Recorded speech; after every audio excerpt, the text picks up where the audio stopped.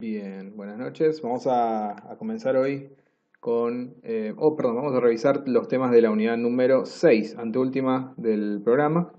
Y en esta unidad vamos a trabajar con un tema nuevo, que es el tema de excepciones, que ahora vamos a ver de qué se trata, para qué sirven, cómo trabajamos con ellos. Después, por otro lado, vamos a resolver, o al menos les voy a dar una idea de cómo seguir, o cómo resolver el ejercicio que les dejé la semana pasada, que tenía que ver con el reproductor musical. Eh, pero eso va a ser luego. Así que vamos a empezar ahora con el tema de excepciones. Yo tenía este código acá, porque quería que lo miráramos juntos y a ver si todos podíamos decir cuál va a ser la salida de este código. Fíjense que son 5 líneas, en las últimas dos se imprime algo en la consola. Buenas noches. Hola, ¿qué tal? Buenas noches. Se imprime algo en la consola y quería preguntarles a ustedes que me lo miren bien y que me cuenten qué va a salir en la consola después de hacer esto.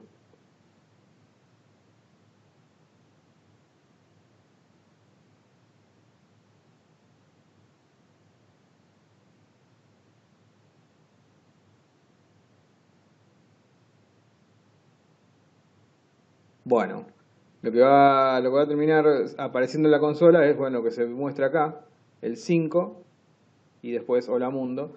Fíjense que es 5 porque hacemos la variable, lo que demuestra la variable c, y la variable c es a dividido b, a 10, b2, da 5, y eso es lo que se ve entonces como primera salida y como segunda salida hola mundo. Ahora, yo les pregunto, ¿qué pasa si b fuera 0?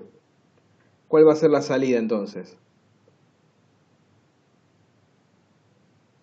La salida no va a ser nada de esto, ya que Ay, la instrucción de la línea número 10 no va a ocurrir, no se va a ejecutar nunca la línea 10 y tampoco ninguna línea que venga a continuación, ni la 11 ni ninguna otra si la hubiera. ¿Por qué? Porque en la línea 9 tenemos un problema. La línea 9 hace una división, divide la variable a dividido la variable b, pero resulta que la variable b yo acabo de indicar que vale 0 y entonces, como no es posible hacer una división por 0, esto genera un error. En el lenguaje Java y en muchos de los lenguajes orientados a objetos, estas situaciones se las denomina excepciones. Y cada vez que dentro de un bloque de código ocurre una excepción, si esa excepción no es controlada, entonces el bloque de código se cancela completamente. En este caso el bloque de código es este par de llaves. Fíjense que aquí hay una llave, acá hay otra, y entonces estas 5 líneas son el bloque de código asociado a este método main. La cuestión es que con este cambio que acabo de hacer, cuando se ejecute la tercera de las líneas, es decir, la línea número 9 aquí, cuando se ejecute esa línea número 9 va a ocurrir una excepción, nada del resto del bloque va a ser ejecutado y se va a terminar el programa. No, esto es un error intencional. Aquí a propósito yo estoy generando un error. Pero de todas maneras es muy común que dentro del código que nosotros escribimos puedan ocurrir errores. Y no necesariamente son intencionales. Bueno, en general no son intencionales, sino que tienen que ver con situaciones excepcionales y es por eso que se utiliza esa palabra excepción para indicarlo. Quizás un usuario está ingresando un dato y ese dato es erróneo, entonces nosotros lo usamos para hacer algún tipo de operación y falla. Ese tipo de situaciones ocurren. Entonces, ¿cómo hacemos para que ante una situación como esa nuestro programa no se cancele? Lo que tenemos que hacer es manejar las excepciones. Antes de, antes de ver cómo lo hacemos, vamos a verificar efectivamente que este programa se cancela en la línea número 9. Vamos a ver. Ahí lo ejecutamos. Y si ustedes miran el error, dice exception in thread main. Bueno, acá nos dice qué excepción efectivamente ocurrió. Acá da una descripción de la excepción. Y después incluso acá dice que la excepción ocurrió en el archivo java application 14.java. Fíjense, java application 14.java. 2.9, eso significa línea 9. Es decir, en esta línea 9 de este archivo ocurrió una excepción. ¿Cuál? Bueno, arithmetic exception. Eso es lo que dio. Ahora, ¿cómo hacemos para evitar que una excepción cancele el programa? Lo que se hace es utilizar una instrucción que ofrece Java que se llama try. Esta instrucción, try, tiene asociado un bloque de código. Vean que he puesto llaves y esas llaves indican que ahí hay un bloque de código. Por ahora vacío, pero lo que voy a hacer es mover todas estas instrucciones adentro de ese bloque de código. Entonces ahora me quedaron las instrucciones que tenía originalmente dentro de un bloque try. Así se dice esto. Tenemos el bloque try, que es todo esto, y asociado a un bloque try hay uno o varios bloques catch. Se escribe así, se pone catch y se pone entre paréntesis el tipo de excepción que se espera que ocurra. El bloque catch también tiene un conjunto de instrucciones asociados. Vean que he puesto llaves, eso significa que aquí dentro yo puedo escribir el código que me interese poner. Por ejemplo, voy a hacer lo siguiente, no es que esto sea útil, pero para ejemplificar qué es lo que va pasando.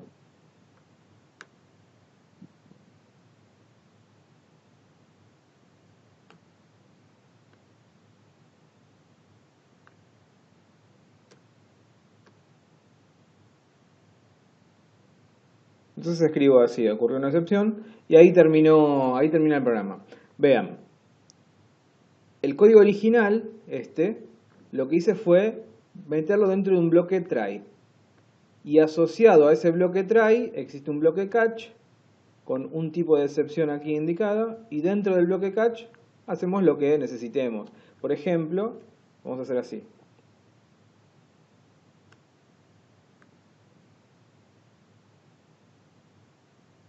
Aquí vamos a poner E. Ok, entonces cuando lo tengamos así, lo que va a terminar pasando es que en la línea número 11 ahora, la excepción va a ocurrir.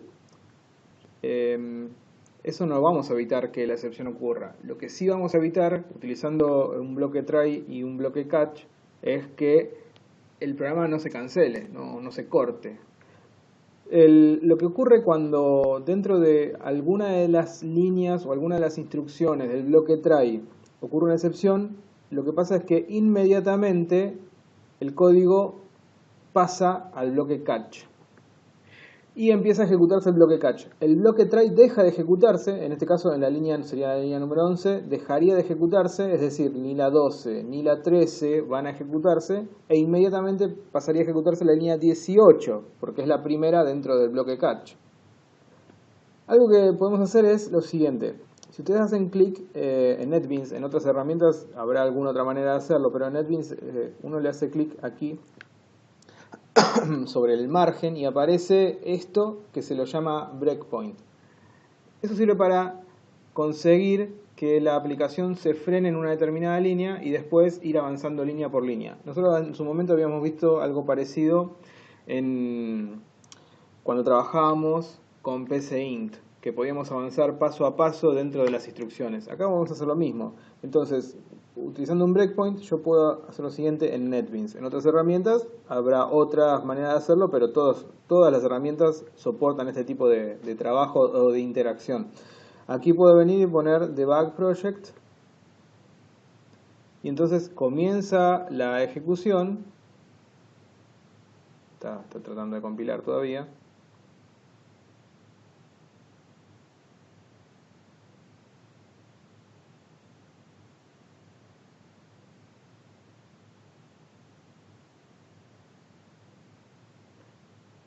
Bueno, se tomó su tiempo para compilar y ahora parece que ya está.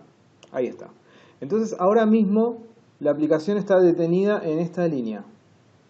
Aquí vamos a poder observar el contenido de las variables, y lo que voy a hacer ahora es avanzar a la siguiente instrucción. Cuando avanzo a la siguiente instrucción, la línea sería la línea 9, se acaba de ejecutar y por lo tanto la variable A vale 10. No sé si lo llegan a ver acá. Y así yo puedo ir avanzando instrucción por instrucción. Ahora cuando apriete nuevamente este botón, la instrucción de la línea 10 se va a ejecutar, que es asignarle el 0 a la B. Bien. Y ahora, cuando ejecute la siguiente instrucción, va a ocurrir una excepción, porque esta línea, que todavía no se está ejecutando, sino que ahí está detenida la ejecución, cuando presione este botón, se va a ejecutar, pero esa ejecución produce una excepción. Entonces, el código debería venir a la línea 18. Fíjense que, como ocurrió una excepción en la línea 11, se saltó al bloque catch. Y ahora a continuación se ejecuta el contenido del bloque catch. Es decir, esto no pasó. La línea 2 y la línea 13 no se ejecutaron, porque en la línea 11 ocurrió una excepción. Entonces inmediatamente se ejecutó el bloque catch. Bueno, ahora estamos en el bloque catch y este bloque lo único que hace es escribir dos leyendas. La primera dice ocurrió un error y la segunda es el mensaje de la excepción que ha ocurrido.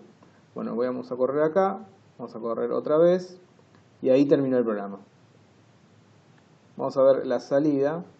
Fíjense que en la consola apareció la leyenda que les decía, ocurrió un error, y después /by0. Eso significa, es el mensaje típico que tiene la excepción división por cero. Ese es el mensaje. Es decir, cuando sobre el objeto excepción accedemos al método getMessage, lo que obtenemos es esta leyenda. Esta leyenda que dice /by0, que lo que está representando es división por cero. Entonces, importante, cuando ustedes tengan la sospecha que dentro de una porción de código podría ocurrir una excepción, es manejar la excepción. Se le llama manejar la excepción a utilizar el bloque try. Se pone el conjunto de instrucciones dentro del bloque try y se le asocia al menos un bloque catch. Uno podría asociar más de un bloque catch. Fíjense lo siguiente. Yo podría poner así ahora. Me acuerdo que era arithmetic exception. No me acuerdo si se escribe así o de otra manera.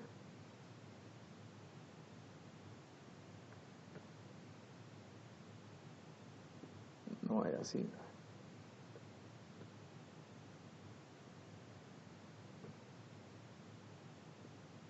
Creo que lo hice bien. Sí, ahí está. Arithmetic exception. Y ahora, fíjense lo siguiente. Tengo dos bloques try dos bloques catch asociados a este bloque try. El bloque try es el mismo de antes, con el código que tenía, pero ahora le asocié dos bloques catch. Uno que es el bloque que se va a ejecutar cuando la excepción que ocurra sea exactamente una arithmetic exception, y otro que va a ser el bloque que se va a ejecutar cuando la excepción que ocurra sea de otro tipo, por ejemplo, exception.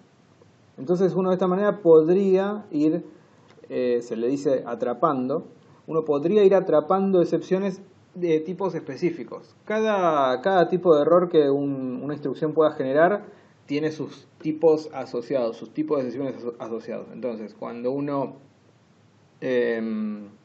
sabe cuáles son esos tipos de excepciones, podría atrapar esa excepción específica. Vamos a poner acá un mensaje.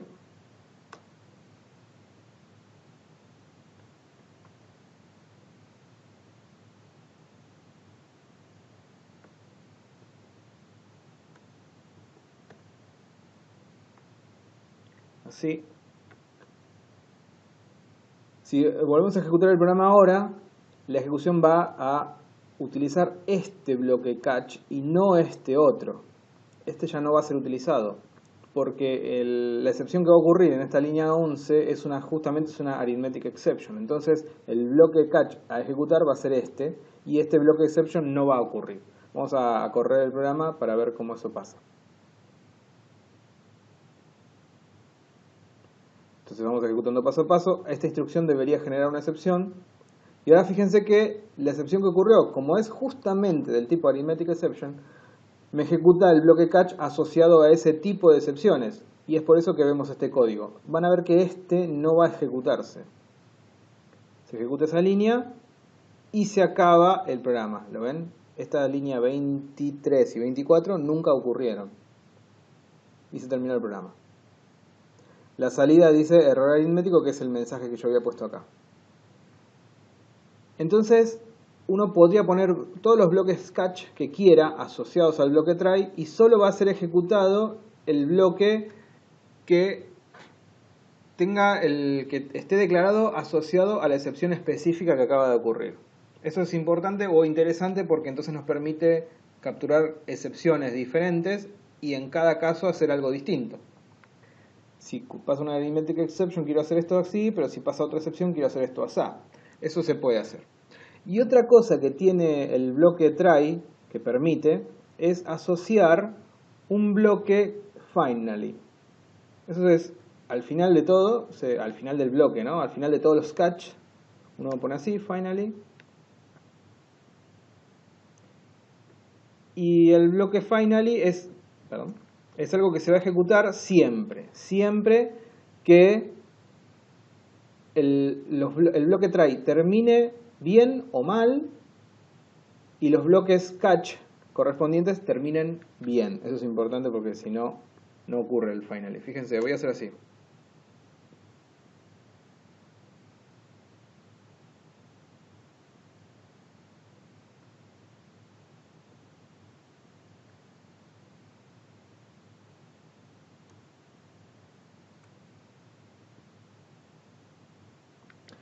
Entonces ahora me queda el bloque try, un bloque catch para las arithmetic exceptions, otro bloque catch para otras exceptions y un bloque finally, que este bloque finally va a ser ejecutado siempre, haya o no error. Vamos a ver ahora que tenemos un caso con error, cómo esto se ejecuta.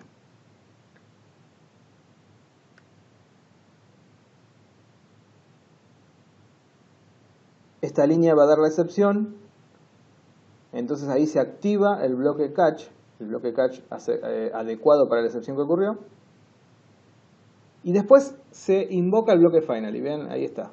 Se invoca siempre el bloque finally. Y ahí termina el programa. Entonces dice, error aritmético, finalizando el programa, porque son las dos leyendas que tenían que pasar. La leyenda asociada a la excepción específica que ocurrió y la leyenda del finally. Ahora, vean que, por ejemplo, si yo esto lo cambio y en vez de un 0 pongo un 2, este bloque ya deja de contener excepciones. Ya no hay nada aquí que falle. Todo debería salir bien. Si todo el código de este bloque sale bien, ningún bloque catch debería ejecutarse. Pero sí debería ejecutarse el bloque finally. Vamos a verlo.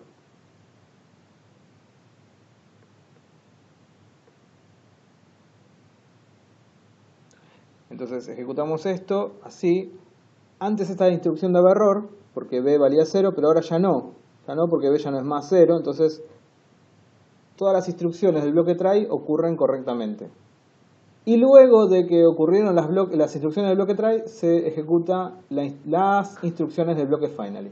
Siempre. Es decir, el bloque finally se ejecuta tanto si el bloque try se ejecutó completo, como si durante la ejecución del bloque try ocurrió una excepción y esa excepción fue atrapada por alguno de los catch asociados. Vamos a ejecutar este código y ahí termina el programa. Entonces tenemos el 5, el hola mundo y el finalizando el programa. ¿Y eso pasó por qué? Porque tenemos acá la impresión de la variable c, que valía 5, luego la impresión de hola mundo y por último la parte del finally donde decíamos finalizando el programa. Ahí entonces es la instrucción completa.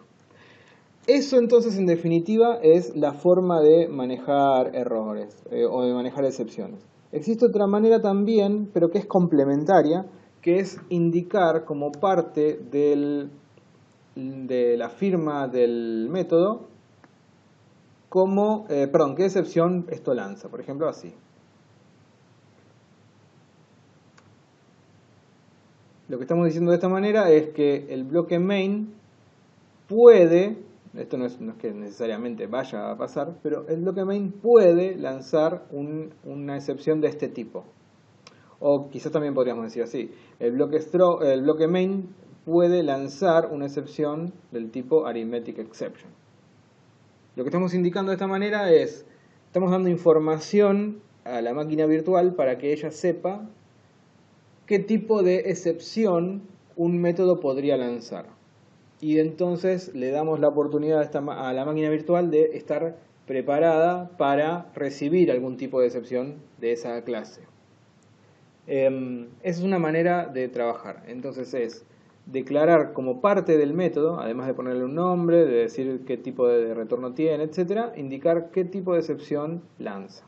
Esa es otra forma de utilizar de manejar las excepciones. Bueno, muy bien. En la unidad número 5 ustedes van a encontrar información muy detallada sobre cómo es el manejo de excepciones, ¿sí? Cómo funcionan estos bloques, etcétera. Yo lo que quería era mostrarles un ejemplo en vivo para tratar de clarificar el tema. Pero en la unidad esto está todo completamente detallado. Lo que quisiera hacer ahora, si ustedes tienen preguntas, adelante sobre este tema, ¿sí? Si tienen preguntas, adelante háganlas. Si no tienen preguntas, lo que quisiera hacer es revisar algunas preguntas que me han enviado durante la semana por correo. Así podemos podemos ayudar a algunos de los compañeros que tenían algunos problemas para avanzar con algunos ejercicios. ¿Alguien tiene alguna pregunta sobre esto que estamos viendo hasta este momento? Sí, yo tengo una Adelante. pregunta. ¿La variable e es genérica, digamos, o puede ir cualquier otra cosa o siempre va con este Acá tipo yo de puse, implementación? acá yo puse E. Acá yo puse E, pero es porque eso se usa típicamente. Uno podría poner acá, podría llamarlo Pepe. La verdad que el nombre que uno decida es indistinto. Típicamente se le pone E, pero es algo que es más bien típico, no es que sea obligatorio. Acá le puedes poner Okay. Juan si querés como nombre de variable. Y después acá podrías hacer así, Juan.getMessage, porque en definitiva es una excepción y tiene el método getMessage. Okay. ¿Se entiende? Sí. Y la otra pregunta, al principio cuando puso catch exception ahí Sí. también tomaba el error de, o sea, ese bloque se ejecutaba también cuando había un error aritmético. Perfecto. Es ¿Ese exception es muy buena general? tu observación. Es muy buena tu observación. Vamos a ver algo. Vamos a ver algo acá. Ustedes saben que en la programación orientada a objetos hay un concepto llamado herencia, que permite definir una clase y luego a continuación definir una nueva clase que herede de la primera. Entonces, resulta que la excepción en sí es una clase, pero a su vez, luego de ella, heredan otras. Vamos a ver, ese tema lo tenemos por acá, déjame que lo encuentre. A ver si es este.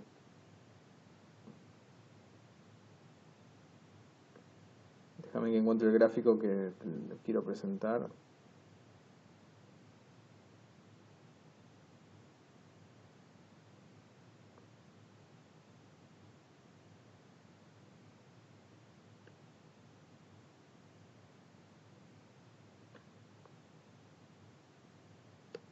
No, ¿dónde está el gráfico ese donde se muestran las herencias? Acá está. Acá estábamos, mira. Resulta que exception es una clase. Existe esa clase, los diseñadores del lenguaje Java decidieron llamarla exception y la crearon como una clase más. Y está disponible y nosotros la podemos usar. Pero a partir de ella, a partir de la clase exception, también luego heredaron otras tantas, otros cientos de clases. Cada una de estas clases, exception, sirven para representar algún error que podría ocurrir durante la ejecución de un programa. Resulta que la clase exception es la clase más general que existe de toda esta jerarquía de clases. Es decir, está como en la cima de esa jerarquía. A partir de ella derivan las demás. Lo que hace el lenguaje cada vez que dentro de un bloque try encuentra una excepción es buscar dentro de los catch, en el orden en que hayan sido declarados, si la excepción que acaba de ocurrir es del tipo que el catch indica. Por ejemplo, si ocurre una excepción de este estilo, en vez de ser división por cero, podríamos hacer esto. ¿Cómo era esto? Íntegro.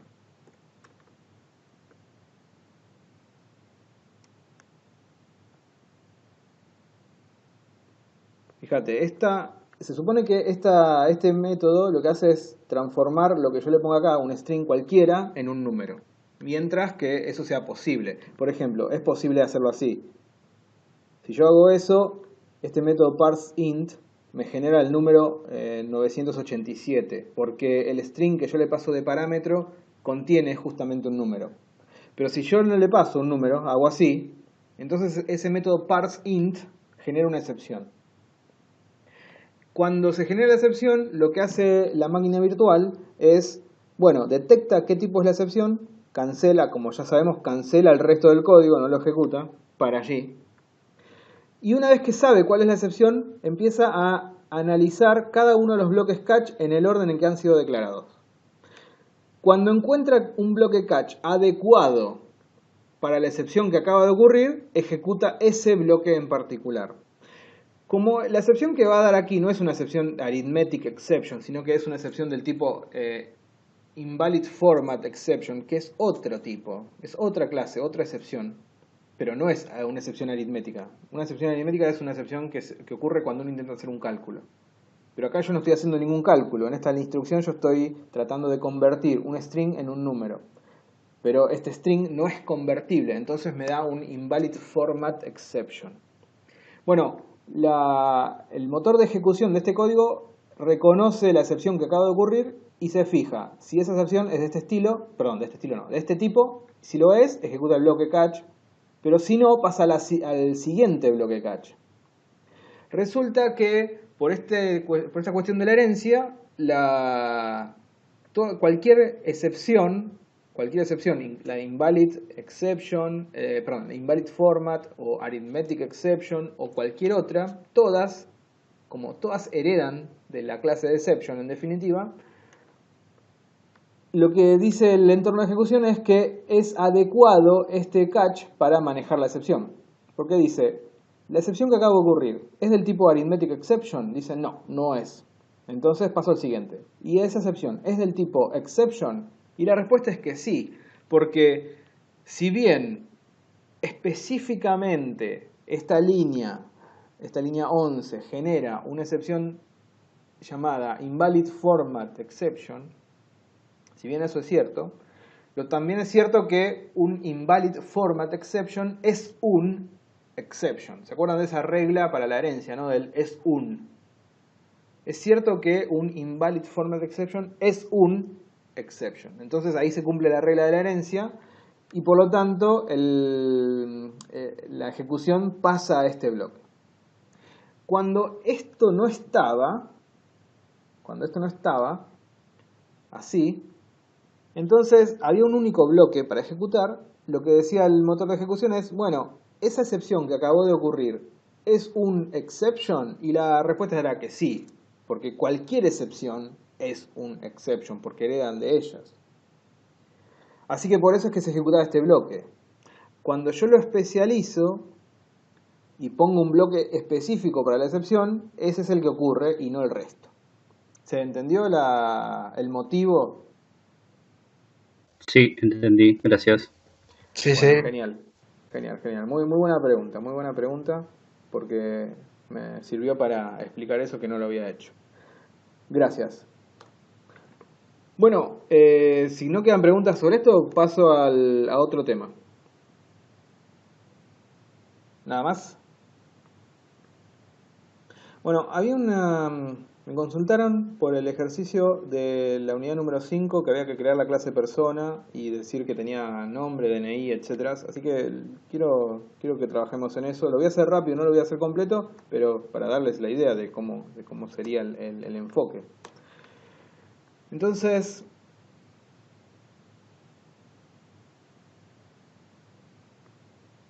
lo que voy a hacer es crear una clase nueva, la clase persona. Vamos a revisar cómo era el enunciado. Vamos al enunciado para seguirlo.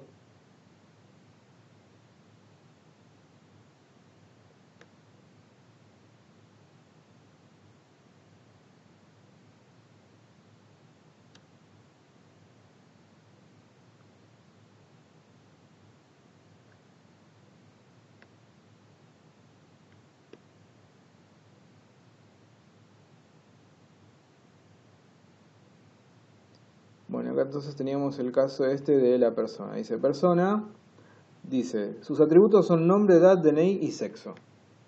Eso ya me está diciendo que la clase persona debería tener esas 4 cosas. A ver cómo decía. Nombre, edad, DNI y sexo. Bueno, supongo que el nombre va a ser un string.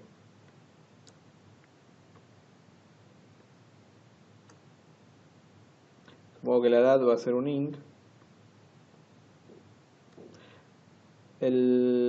Supongo también que el DNI va a ser un int. Y que el sexo, por lo que dice el enunciado, puede ser H o puede ser M. Así que con un char estaría. Así. Esos serían sus 4 atributos. Es decir, si existe una clase, si existe una instancia de persona, esa persona tiene estos 4 atributos. Volviendo al enunciado, dice, no queremos que se accedan directamente a ellos. Piensa qué modificador de acceso es el más adecuado y también su tipo. Fíjense que si yo no quiero que se accedan directamente a estos atributos, es lógico declararlo privado. Porque si están privados es que ningún otro código va a poder acceder al contenido de estos atributos. Así que ahí estoy cumpliendo con lo que me pide esta parte del enunciado. Después, dice, por defecto todos los atributos menos el DNI serán valores por defecto, repite la parte por defecto, según su tipo. 0 para números, cadena vacía para string, etc. Bueno, vamos a ver. ¿Cómo hago yo para darle valores por defecto a los atributos? Bueno, la forma de hacerlo es a través del constructor, porque yo sé que cada vez que alguien cree una instancia de la clase persona, el constructor se va a invocar. Entonces yo puedo aprovechar el constructor y poner valores por defecto a todo lo que yo quiera. Voy al enunciado porque quiero ver qué más dice. Dice, se implementarán varios constructores. Un constructor por defecto. El constructor por defecto es el constructor que no lleva parámetros. Se le llama así. Entonces voy a hacer un constructor por defecto, que es así. Digo si quiero sea público o privado, pongo el nombre de la clase a cual pertenece y entre paréntesis pongo los parámetros. Como estamos hablando del constructor por defecto, no lleva parámetros. Bueno, y acá también decía que los atributos tienen que estar inicializados, los números en 0 y los strings en cadenas vacías. Bueno, voy a hacer eso entonces, voy a poner el DNI, que es un número, lo voy a poner en 0. Y la edad también.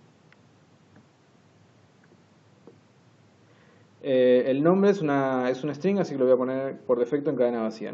Esto no es necesario, esto lo estoy haciendo porque me lo pide el enunciado. Así. Bien. ¿Y qué hacemos con char?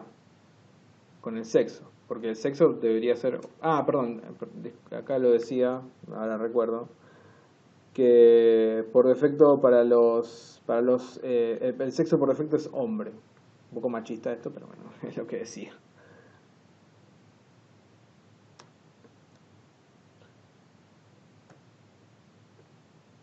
Vean que hay una diferencia entre los strings y los char. Los char se escriben, es un solo carácter y se escribe entre comillas simples, y los strings entre comillas dobles. Bueno, entonces tenemos esto. Y después tenemos otro constructor que recibe nombre, edad y sexo, y el resto por defecto. Es decir, no recibe DNI, recibe solamente nombre, edad y sexo. Bueno, entonces hagamos un constructor que reciba esas 3 cosas.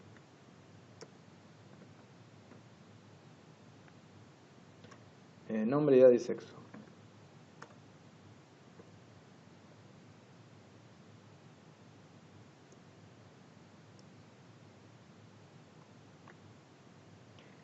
¿Y qué hago con estas 3 cosas? Y las asigno en los atributos. Entonces digo, this nombre es igual a nombre.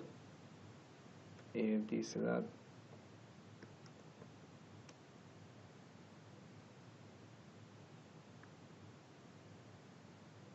Bien. Entonces ahí ya tengo el segundo constructor que me pide el enunciado. Después dice un constructor con todos los atributos por parámetros. Bueno, es igual a este, salvo que le estaría faltando el DNI. Bueno, vamos a hacerlo. Lo voy a copiar, así no lo vuelvo a escribir, ya que es muy parecido. Y le voy a agregar acá el parámetro que le falta.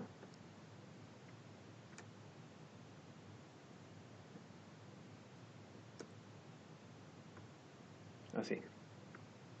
Bien.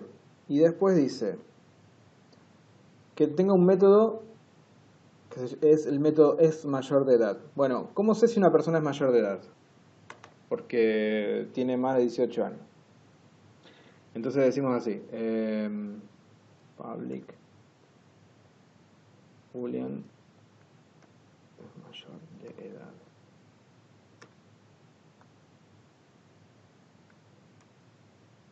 ¿Cómo sé si él es mayor de edad? Y porque yo tengo la edad de la persona.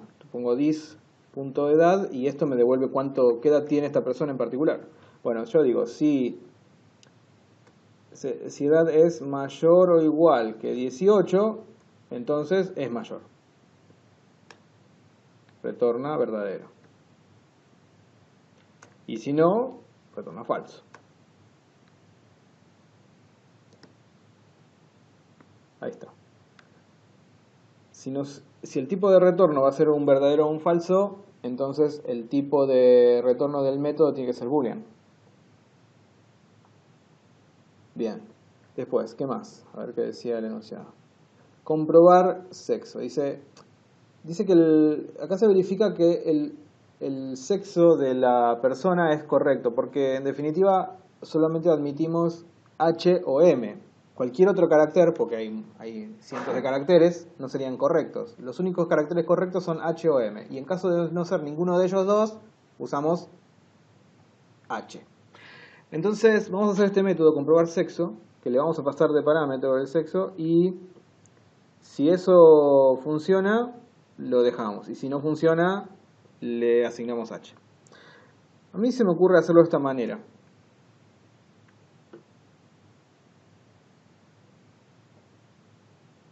Que reciba aquí de parámetro el sexo a comprobar,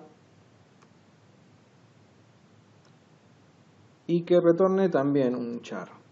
Entonces digo, si el sexo que me pasaron es H o el sexo es M, que son los válidos, esto retorna lo mismo que recibió. Recibió esta variable sexo, bueno, si es H o M, retorna la misma variable que recibió. Uy, y se lió. Retorna la misma variable que recibió. Y si no es ninguna de esas dos, retorna H, porque habíamos dicho que ese iba a ser el valor por defecto. Así. ¿Cómo usaríamos esto? Bueno, podríamos usarlo de esta manera. ¿En dónde nosotros permitimos que alguien nos pase de parámetro el sexo de la persona? En el único lugar donde lo permitimos es en estos dos constructores, en este y en este otro. Porque este constructor lo pone por defecto en H. Entonces, en este constructor lo que podríamos hacer es lo siguiente. Es decir, acá llamamos al método comprobar sexo, que le pasa de parámetro a lo que acaba de recibir, y como este método devuelve, veámoslo otra vez, como ese método devuelve un carácter, que si es H o M devuelve el mismo carácter que recibió, pero si no devuelve H, entonces de esta manera ya sabemos que siempre dentro de este atributo va a quedar un valor válido, porque este método siempre me devuelve un valor válido. O el valor que le pasaron de Disculpe, parámetro, profesor, o un repita. H. ¿Cómo? Repita nuevamente, profesor, disculpe. ¿Qué parte? La parte anterior. Retrocede un poquito. En la parte, ajá, cuando le da a lo que es el private chat, comprobar sexo, Sí. que la sube arriba arriba al constructor, esa parte ahí me confundí. Bueno, acá lo que yo digo es lo siguiente. Este método es un método de la clase. Ajá, ok, perfecto. Bien, este es un método de la clase, lo acabo de crear, es privado, así que nadie puede invocarlo salvo la propia clase. Ok, Bueno, para eso sirve. ¿Qué hace este método? Lo analizamos. Recibe de parámetro un carácter y mira si ese carácter es una H o ese carácter es una M. En ok, caso de que pase alguna de esas dos cosas, lo que hace es retornar ese mismo carácter. ok, Si no pasa ninguna de esas dos cosas, lo que hace es retornar una H. ok, Bueno, listo. Eso es lo que hace el método. Esto es lo que hace y ahora vamos a ver cómo lo podemos usar. Yo desde el constructor puedo llamar a un método de la clase. Porque si bien el método este es privado, el constructor es parte de la clase y la clase tiene acceso a sus cosas privadas. Entonces yo puedo hacer esta llamada. Puedo llamar acá y pasarle de parámetro esto, que es lo que alguien le pasó al constructor. Alguien va a construir la clase. Y ese alguien, cuando la construya, le va a pasar acá un contenido para la variable sexo. Pero podría ser una H, podría ser una M, o podría ser cualquier otra cosa. ¿Qué va a pasar? Cuando nosotros recibamos esta variable acá, que como les decía, puede tener una H, puede tener una M o puede tener cualquier otra cosa, nosotros le vamos a pasar ese mismo dato, lo vamos a pasar acá. Y como acabamos de ver, este método lo que va a hacer es, si el dato que le paso es el dato que yo espero, me lo devuelve. Pero si no lo es, me devuelve siempre H. Entonces, fíjense que el resultado de este método lo asigno en el atributo sexo. Lo estoy asignando acá. Por lo tanto, en este atributo siempre va a quedar un valor correcto. Ya sea el valor que me pasaron, porque era un valor correcto, o una H. Así que acá siempre queda o M o H. No queda otra cosa. No sé Ok. ¿se entendió ahí? Sí, sí, perfecto, profesor. Solo una de las partes que me estaba dando golpes. Bueno, y acá podríamos hacerlo igual, porque en definitiva en este otro constructor también se recibe de parámetro el sexo y no sabemos si está bien o está mal. Entonces lo hacemos así. Bueno, eso es algo que decía el enunciado. Vamos a ver qué más decía el enunciado. El método toString dice que devuelva toda la información del objeto. El método, todos los objetos tienen un método toString, pero yo lo que voy a hacer es redefinirlo. Entonces voy a hacer así.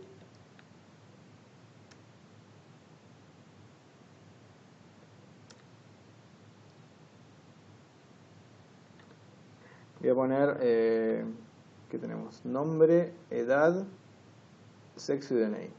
Voy a poner así. Nombre, y acá le pongo el nombre de la persona.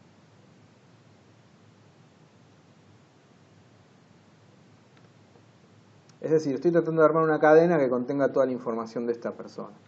Después pongo edad. Se puede hacer así o se puede hacer de cualquier otra manera. La verdad que no es muy relevante esto que estoy haciendo, pero lo que yo quiero es devolver los datos de la persona.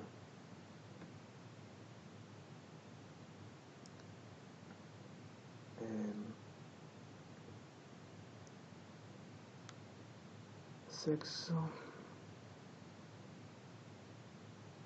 Y no voy a poner el DNI porque ya está. Eso es todo lo que voy a poner. Bueno, entonces de esta manera tengo escrito el método toString que me devuelve esta cadena así formateada de esta forma. Puede ser así, puede ser otra, no importa. La cuestión, como el enunciado me pedía que mostrara los datos de la persona, bueno, se me ocurrió hacerlo así, pero podría ser de otra manera también. Genial, eso por un lado. Ahora, ¿qué más me queda? Me queda el método genera DNI. Este método es un método privado, porque no me interesa que nadie... A ver si lo dice acá.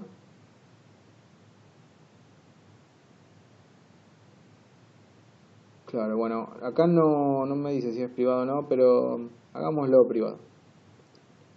Digo, voy a generar un método privado acá. No necesito que devuelva nada. O sí, podría ser que devuelva un int.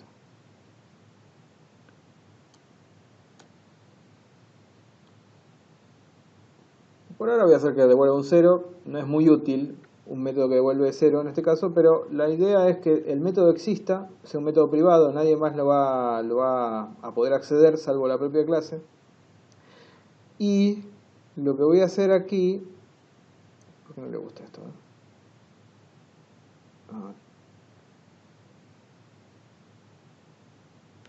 Me parece que copié algo que estaba mal.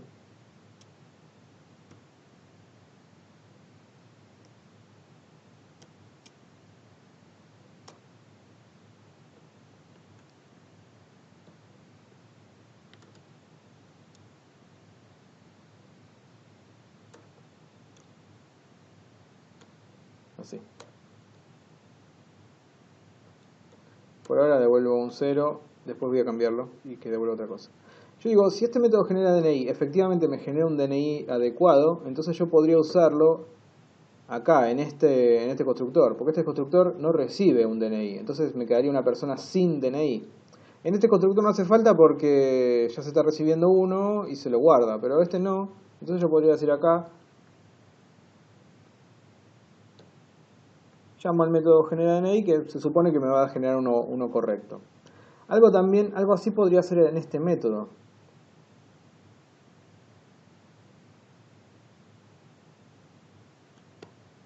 Acá. Podría ser así. Entonces, cuando se crea la persona ya le pone un DNI válido. Pero como lo tengo implementado por ahora, siempre va a ser un DNI 0. Y había una pregunta de cómo generar un número random. En este ejemplo lo que pedía era número random de 8 cifras.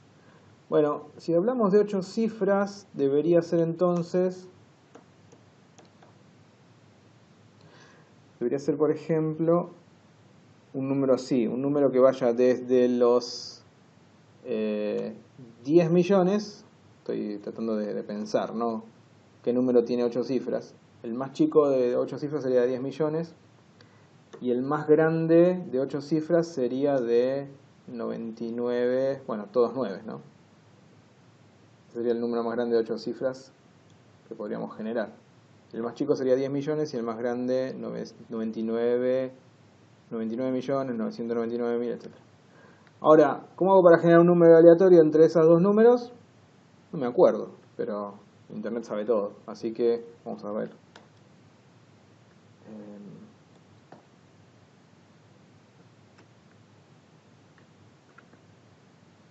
A ver, acá dice...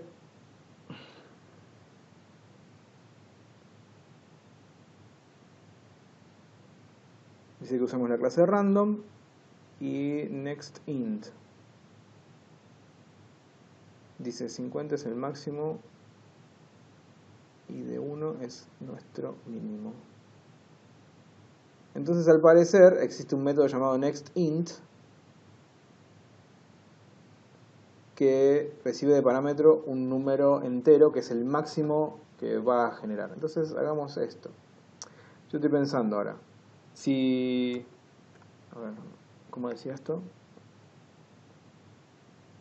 Así.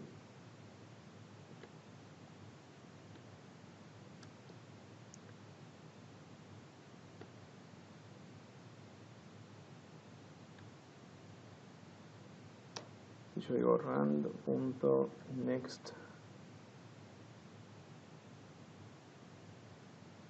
nextInt, le digo que el máximo que yo quiero es este.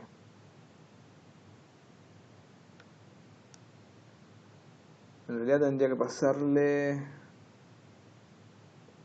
hacer este número más este otro. Entonces hagámoslo así. Voy a sacar los puntos porque no son válidos. Más el límite inferior. Voy a sacar los puntos que no son válidos. Y a eso le sumo el límite inferior. No, perdón. Menos el límite inferior y después se lo sumo. Ahí está. Y esto no es válido.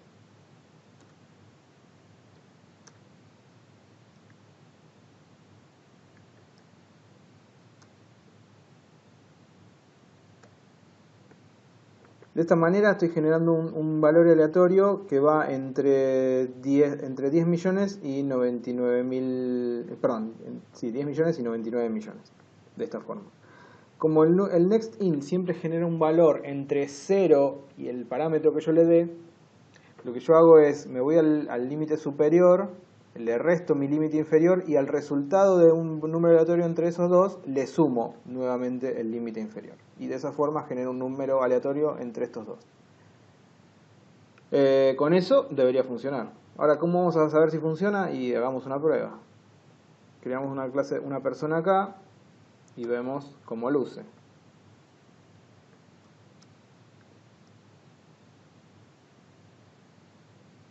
No le paso, le voy a pasar algunos parámetros. Le voy a pasar el nombre, quiero que se llame Juan Carlos. Después, le voy a pasar ¿qué más le pasaba yo acá? A ver, déjenme ver. Le voy a pasar la edad y el sexo. Vamos a pasarle la edad, es 25. Y el sexo, le voy a pasar algo inválido en el sexo, fíjate, le voy a pasar así. Le voy a pasar X. X en principio es un valor incorrecto, porque yo solamente acepto H o M. Pero sin embargo debería quedar bien. Vamos a agregar acá en el toString que muestre también el DNI, así ya vemos todo de una vez.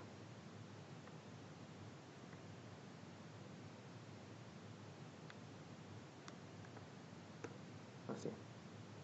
Bueno, y ahora ¿cómo sabemos si esta persona fue creada correctamente? Y hacemos p.toString para ver su contenido. Pero esto me va a devolver un string. Este string lo podría yo imprimir en la consola para ver qué contiene.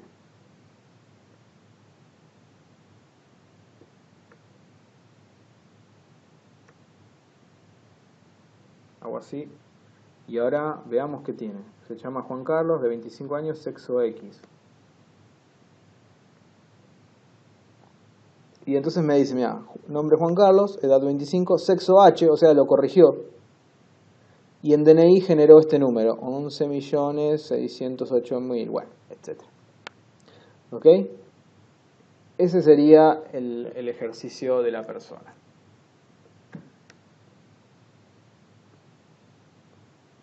Bueno, Gracias, profesor. Ahora lo que quiero hacer, y esto no le voy a dedicar ya mucho tiempo porque se me está haciendo muy tarde, es ver cómo podemos hacer con el ejercicio del reproductor musical para activar, por ejemplo, el modo reverso. Yo digo, este es el ejercicio del reproductor musical que vimos la vez anterior. Yo digo, ¿qué tal si agrego un método al reproductor que se llama activar modo inverso? Inverso, reverso, bueno, como quieran llamarle, ¿verdad? Yo quiero que el reproductor tenga esto y que cuando yo le pongo reproducir, me reproduzca las canciones en el orden inverso en que fueron agregadas, ¿no? Ese es el truco.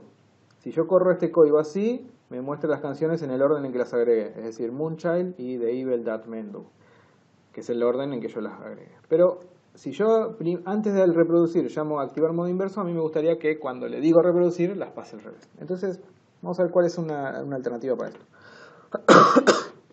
Primero, este método no existe, pero lo puedo inventar.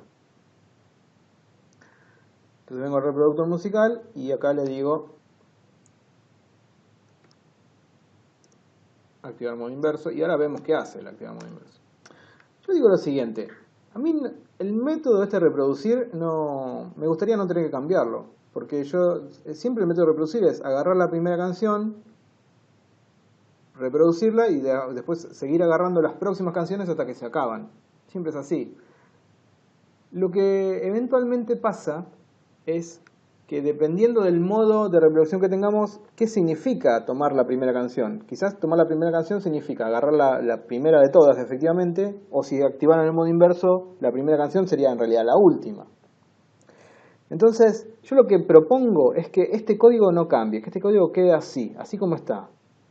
Y que hagamos algo para que el reproductor funcione como queremos que funcione, pero sin tener que cambiar este código. Lo que yo necesito entonces hacer es conseguir que este método, primera canción, me retorne exactamente la canción que necesito tocar. O la primera o la última. Si se activó el modo inverso, necesito que primera canción me devuelva realmente la última. Y que siguiente me devuelva las anteriores, hasta la primera de todas. Entonces, ¿qué tal si digo, yo tengo la lista de reproducción? La lista de reproducción es una clase que tengo acá. ¿Qué tal si esta lista de reproducción la hago abstracta? Es decir, no pretendo que nadie la utilice. Me voy a crear una nueva lista de reproducción, una nueva clase, que la voy a llamar lista de reproducción defecto. Defecto por la reproducción por defecto, que es hacia adelante. O lista de reproducción, vamos a llamarla modo secuencial. Secuencial porque va a avanzar de a una. Entonces acá tengo esta clase, modo secuencial, que es el modo básico. El modo básico en que va a funcionar mi reproductor. Y en este modo secuencial, lo que yo hago aquí es hacer que herede de la lista de reproducción.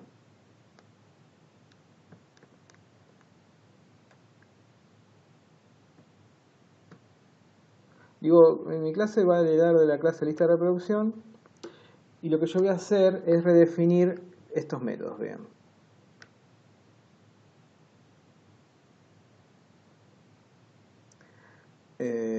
Necesito redefinir el método agregar, que está bien, que funcione. Esto lo debería ser protegido. Este índice no lo necesito más.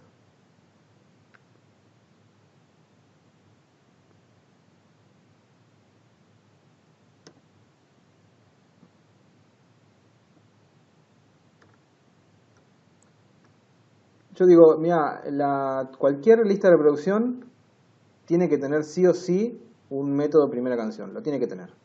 Va a tener que tenerlo. Entonces, lo que voy a hacer acá es redefinir eso.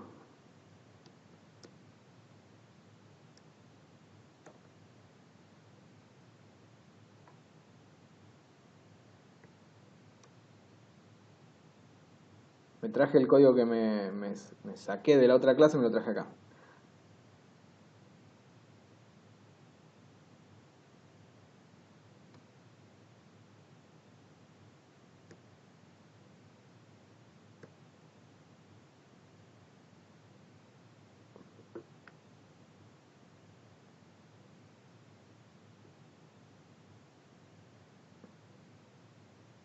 Okay.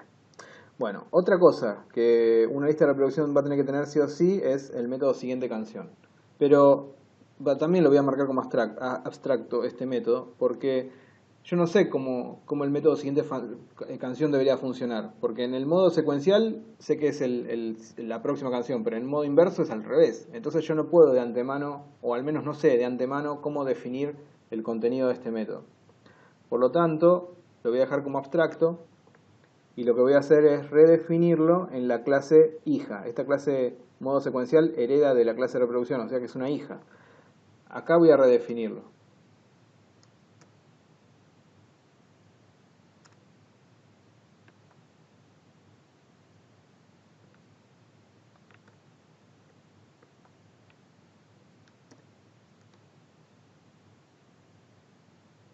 Una pregunta, profesor, pero entonces en esa siguiente canción, entonces se extrae directamente del padre y pasa al hijo, ¿no? O sea, eliminamos totalmente el método Sí, pero ¿por de qué la lo clase hice? padre. ¿Por qué lo hice de esta forma? Porque en la lista de reproducción, la lista de reproducción ahora ya no representa más una lista secuencial. Es simplemente un conjunto de canciones. Que dentro de ese conjunto, ¿cuál es la primera y cuál es la siguiente? Y no lo sé, porque ese conjunto podría ser un conjunto ordenado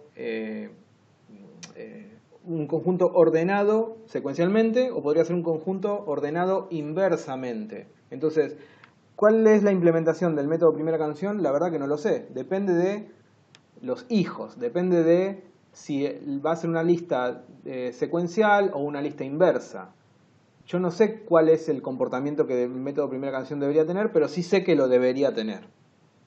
Tampoco sé qué significa siguiente canción, pero sí sé que debería estar. Entonces lo que hago es, lo saco de aquí porque ya no sé cuál es la implementación adecuada ahora, y lo paso a la otra clase, a esta otra clase, donde como es una lista de modo secuencial, yo sé que la primera canción es la 0 y que la siguiente canción es la que le sigue a la 0, es decir, la 1, la 2, etc. En el modo inverso esto es al revés, no es así, es justamente lo contrario. Pero bueno, en el modo inverso ya lo vamos a programar. Con este cambio, esto habría que hacer lo siguiente ahora. En el reproductor tendríamos que decir que la lista por defecto ya es una lista de modo secuencial.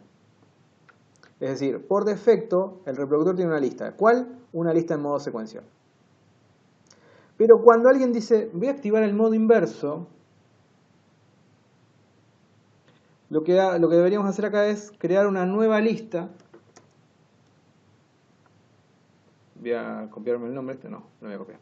Lista de reproducción modo inverso. No existe esta clase todavía, no existe, pero la podría yo crear. Yo podría crear esta clase y decirle, mira, esta clase la creo.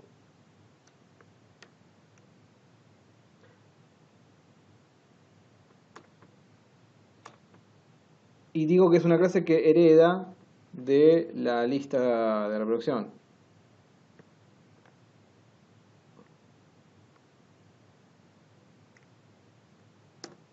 Así. Y ahora podría entonces definir cuál es el modo, cómo es, ¿qué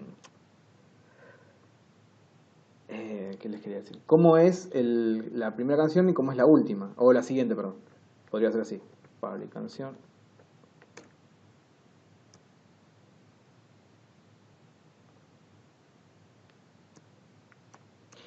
Y acá, cuando yo le diga la primera canción, ¿qué debería devolver? Debería devolver la última canción de las que yo tengo en realidad, porque estamos hablando de una lista de reproducción de modo inverso. Entonces, en este caso, la primera sería realmente la última que yo agregué. ¿Y cómo agregué? Entonces puedo hacer así. Dis.canciones.get, pero tendría que agarrar la última. ¿Y cómo sé cuál es la última? Hago así.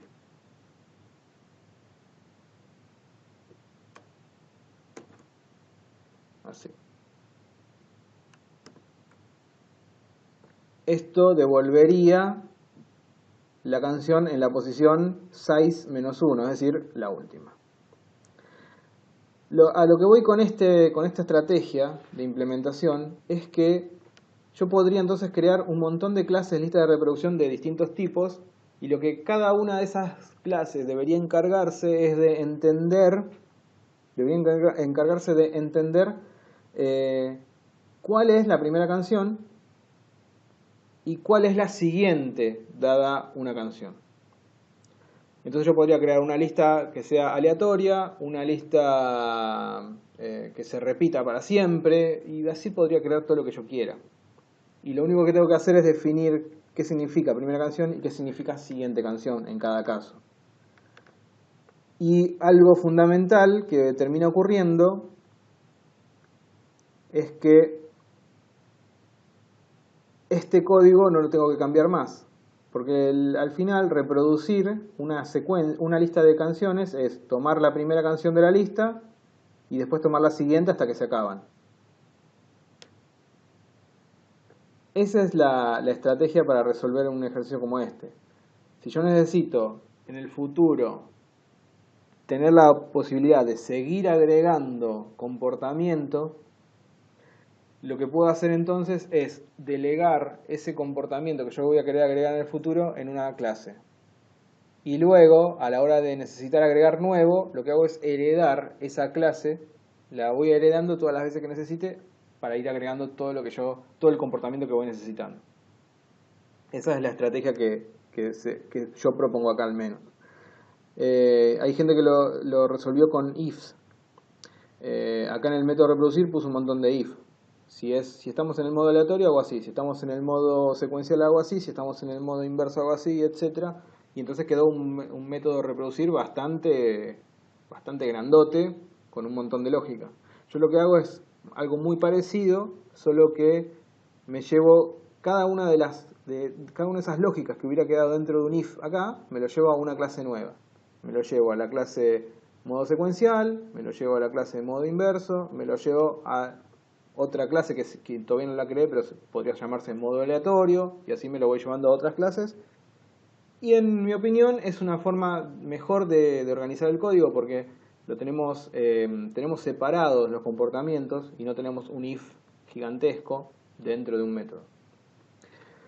Bueno, quería comentarles esto para que vieran que algo así es posible y que intentaran resolverlo de esta manera.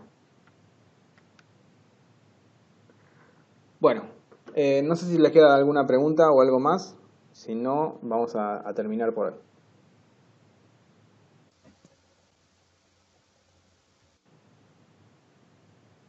¿Nada más? Bueno, por hoy vamos a terminar. Disculpen que salió un poco accidentada Sí, la reunión, pero bueno, no fue intencional. sí, profesor, le acaban de hacer una pregunta por mensaje. A ver, momento que la buscamos.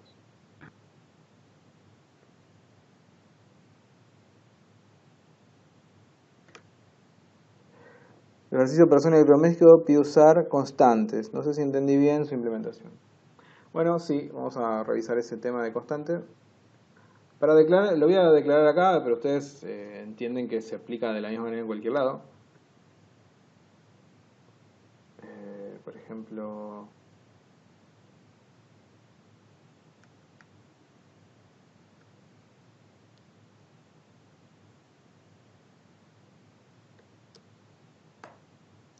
ejemplo, eso declara una constante. Ah, perdón, no puse el tipo.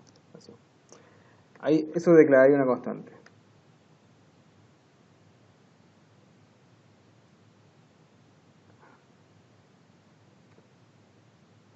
Así. ¿Qué le pasa ahora que no le gusta? Opa.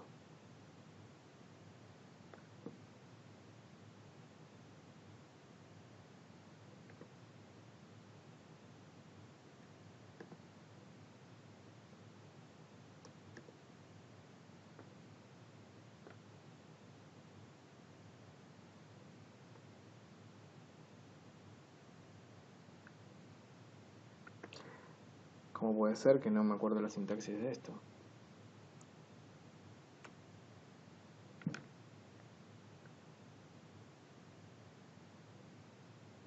Ah, disculpen, me mareo con los lenguajes. Esa forma es la forma de declarar constantes, la que yo terminé escribiendo es la forma de declarar constantes en C#, pero en Java no existe tal cosa. Se haría así.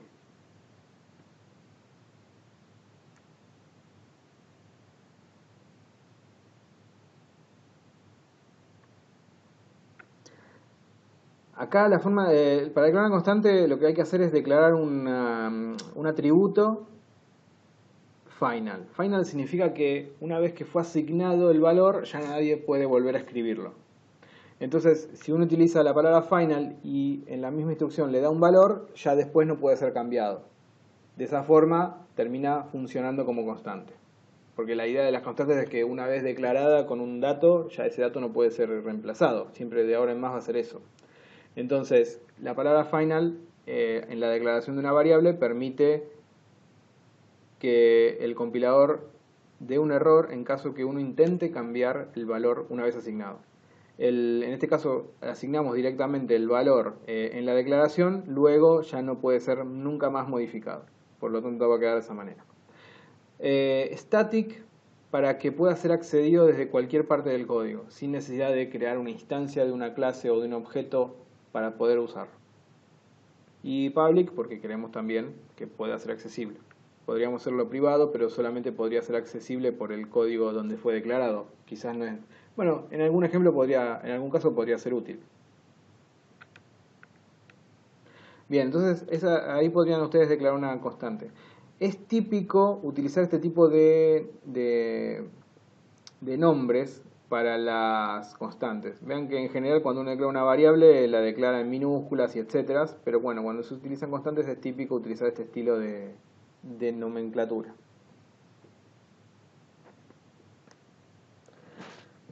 Bien, ahí responde la pregunta.